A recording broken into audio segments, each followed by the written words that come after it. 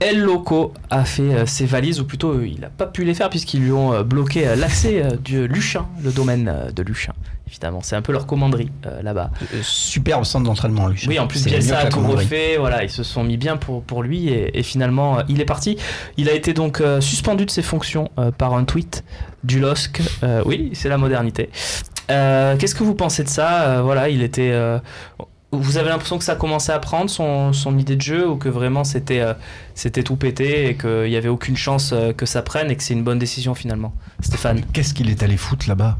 Comment a-t-il pu s'engager dans un tel projet? Tiens, on va revoir le manque de respect après est total jusqu'au bout, c'est-à-dire qu'effectivement on l'a mis en cohabitation avec un directeur sportif, visiblement il ne se parlait même pas, voilà, ou très peu, et il se fait virer avec un tweet. Mais qu'est-ce qui a poussé Marcelo Bielsa à accepter ce projet?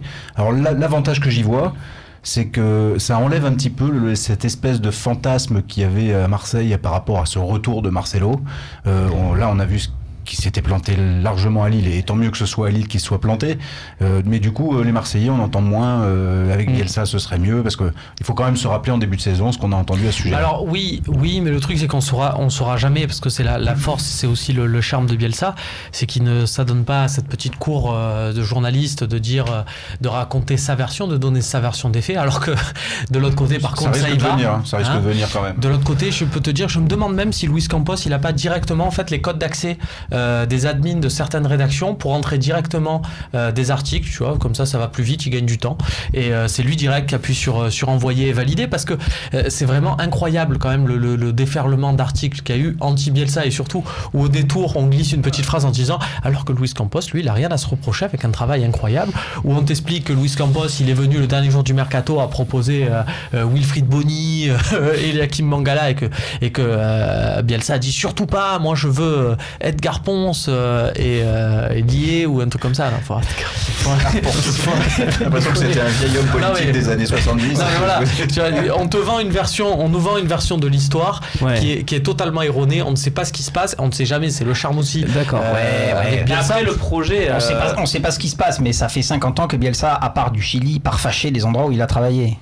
Non, alors après ça c'est sûr, on pouvait s'attendre au truc. Moi ce qu'on voit aussi c'est que ce projet Lopez, il est compliqué.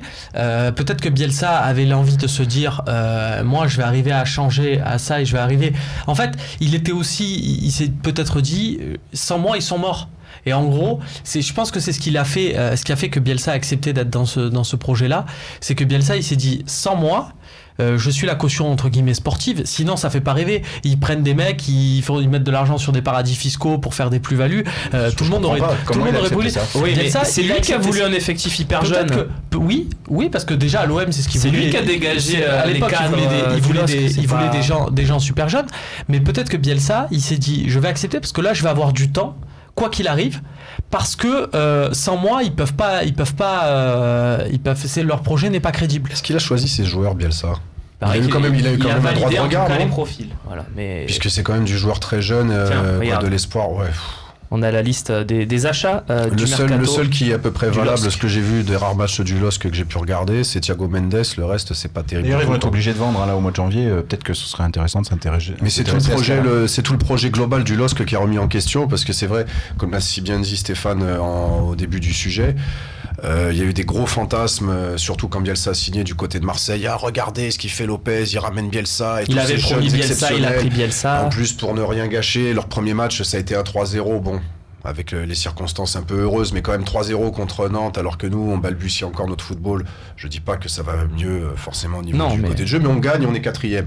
Là, on voit un LOSC relégable et un projet qui est complètement remis en cause. Donc au moins, ça calme un peu les ardeurs des détracteurs du projet McCourt. Il faut qu'on soit un petit peu patient, c'est compliqué, mais bon. Ça, attention, parce que c'est vrai que du coup, forcément, quand on voit le projet du LOSC et on l'oppose forcément à celui de l'OM, et on peut pas s'en plaindre. C'est évident, on connaît les règles du jeu, les deux trucs sont arrivés sur le tapis en même temps.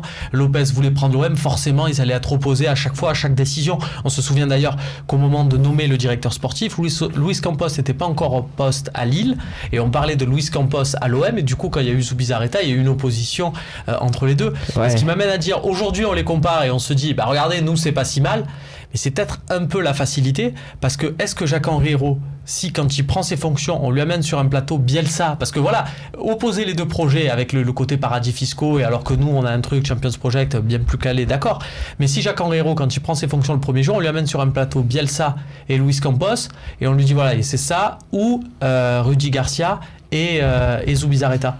Qu'est-ce qu'il choisit? J'ai la faiblesse de croire. Est-ce qu'on est sûr de. Voilà, non, mais moi je pose la question. Est-ce qu'on est sûr? J'ai la faiblesse de croire que Jacques-Henri Hérault est quelqu'un de très pragmatique et qu'il ne se serait pas mis une espèce d'épine dans le pied en prenant un Marcelo Bielsa qu'on décrit quand même comme quelqu'un. Pas la même chose. Tu penses la même chose? Voilà, c'est qu'il se serait pas. Il se serait pas mis un entraîneur têtu, quoi. Voilà. Et je pense qu'en plus, il est ouvert à la discussion. L'avantage de Jacques-Henri Hérault, c'est que je pense pas qu'il aurait promis à son entraîneur, tel que ça a pu être fait par le passé avec d'autres présidents, promettre des choses qu'il ne tiendrait pas. Et à partir de là, donc, je pense que de lui-même, il ne se serait pas entiché de Marcelo Bielsa parce que c'était potentiellement dangereux. Comme tu le rappelais tout à l'heure, manque de peau, il s'est fâché partout où il est passé. Alors ça reste un entraîneur d'exception, avec une philosophie d'exception. J'adore ce mec, il me fait délirer. Mais par contre, je suis content qu'il se soit planté à Lille plutôt qu'à Marseille. Ah oui, c'est sûr que ça, au vu de ça, c'est compliqué. Très difficile à gérer Marcelo Bielsa, malheureusement. Pour la direction des clubs, après, c'est sûr qu'il a laissé un excellent souvenir à Marseille. Au fond, finalement, Garcia fait pas pire que lui non plus au niveau des résultats. Il a repris le club, l'an dernier on était mal en point, il a réussi à nous qualifier en Europa League. Alors c'est sûr, ça fait pas rêver Rudy, je vois à longueur de journée il se fait taper sur la tronche, hier encore sur les réseaux sociaux, Rudy Garcia ci, ça. Bon, ok, pour l'instant, il a des résultats qui sont corrects. Je dis pas que. Garcia dans les résultats, c'est bien, mais dans le jeu, c'est encore un petit peu. Ça rame encore un petit peu. Tu dis souvent ça. Moi, je trouve qu'on joue bien. Non, arrête. C'est pas. Non, mais c'est pas noir ou blanc. C'est pas où on joue super bien, où on joue super mal. C'est pas mal. On voit le boulot, on voit la cohérence. Il y a des idées de jeu. Encore une fois, hier, ça sortait pas mal pour arriver jusqu'au milieu de terrain. Après, ils sont trop maladroits, mais c'est tombé sur un match comme ça. Voilà, les contrôles. On les a fait faire des belles choses aussi. Je peux pas Moi, je trouve qu'il a fait du boulot et que ça se voit. Je vous rappelle que Rudy Garcia, on a tous dit après le fiasco. J'ai pas dit qu'il n'avait pas fait de boulot, attention. On a tous dit après le fiasco de Monaco qu'on jugera quand même sur le prochain gros match. On a eu un gros match contre le PSG. On a tous dit c'est acquis tout double. On lui a dit, on a dit pendant des semaines, si ce match-là on se reprend une valise, ça va être très compliqué pour lui. Bon, il faut reconnaître que là, il a gagné son pari contre le PSG, notamment au niveau du jeu.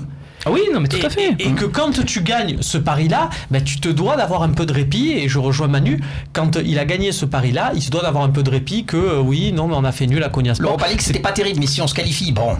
Tu veux quoi? Tu veux qu'il fasse 2 heures d'entraînement de passe? Moi, je veux voir la qualité de jeu que j'ai vue contre Caen, je veux la voir plus souvent. Voilà, excusez-moi.